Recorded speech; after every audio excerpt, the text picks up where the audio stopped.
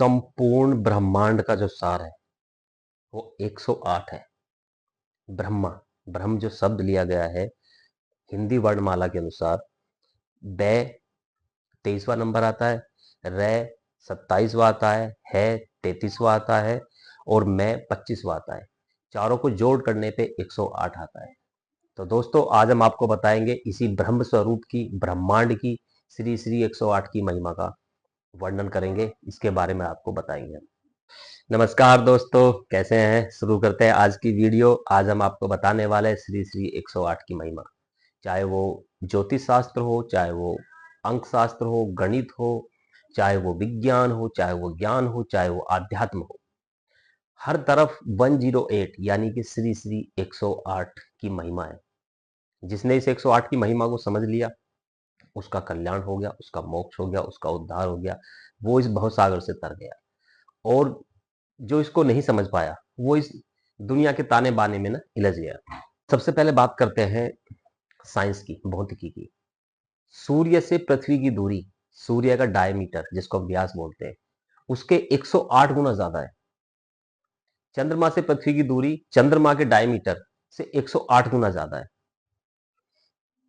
आज हम बात करते हैं हिंदू धर्म में और अलग अलग मान्यताओं में श्री श्री 108 की महिमा का वर्णन। सबसे पहले हम बात करते हैं भगवान शिव का जो विशेष अद्वितीय अलौकिक नृत्य है, जिसमें शिव के नृत्य की 108 मुद्राएं हैं। हम बात करते हैं श्री कृष्ण जी की। श्री कृष्ण जी का जब भी नाम आता है तो उनके 108 नाम है श्री कृष्ण जी के। भगवान विष्णु के 108 नाम है। श्री कृष्ण के वृंदावन में जो उनके भक्त थे, उनकी जो गोपिकाएं थी वो 108 थी। गंगा नदी जो हिंदू धर्म में बहुत ही पवित्र माना जाता है, 12 डिग्री देशांतर और 9 डिग्री अक्षांश पे फैली हुई है। दोनों को गुणा करने पे 108 आता है। मनुष्य में कुल 108 भावनाएं होती हैं बौद्ध धर्म के अनुसार।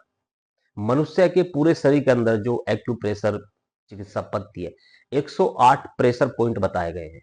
मनुष्य का शरीर, हमारा शरीर 108 डिग्री फ़ारेनहाइट टेम्परेचर कोई सहन कर सकता है, उससे ज्यादा पे मौत हो जाती है। रुद्राक्ष की माला जो है, जिसको बहुत ही पवित्र माना गया है, जिसको हम माला जपने का भी काम करते हैं, 108 मन के होते हैं।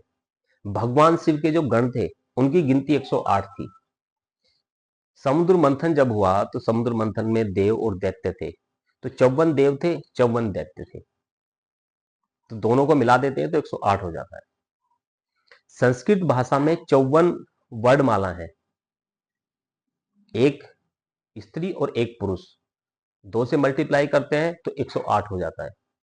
अब बात करते हैं ज्योतिष शास्त्र की। ज्योतिष शास्त्र में 12 राशियां होती है और 9 ग्रह होते हैं, दोनों को गुना करते हैं तो 108 आता है। भारत के अंदर कुल मिला के 108 शक्तिपीठ है, 108 उपनिषद की रचना की गई है। अब हम बात करते हैं भगवान श्री राम के नाम की। भगवान श्री राम को कौन नहीं जानता।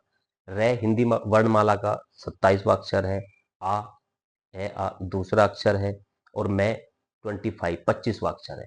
तीनों को जोड़ने पे 54 होता है और इसीलिए सदियों से सनातन धर्म में हाथ जोड़ के राम राम बोला जाता है। ये 54 + 54 यानी कि 108। अब हम बात करते हैं बौद्ध धर्म की, गौतम बुद्ध की, भगवान गौतम बुद्ध की। बोधिसत्व महामति में बुद्ध जी से 108 सवाल पूछे गए थे और दूसरे खंड में जो बौद्ध है वहां पे 108 निषेध बताए गए हैं। अब हम बात करते हैं जापानी संस्कृति। जापान यहाँ से बहुत दूर है, 7 समंदर पार है। जापानी संस्कृति में जो बौद्ध धर्म के अनुयायी हैं, वो बीतते हुए साल को अलविदा कहने के लिए और नए साल को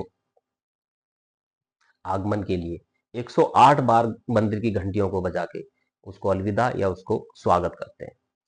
बहुत सारे लोगों को अक्सर कहते सुना गया हो कि सूर्य नमस्कार 108 बार करना चाहिए। मैं 108 बार सूर्य नमस्कार करता हूँ।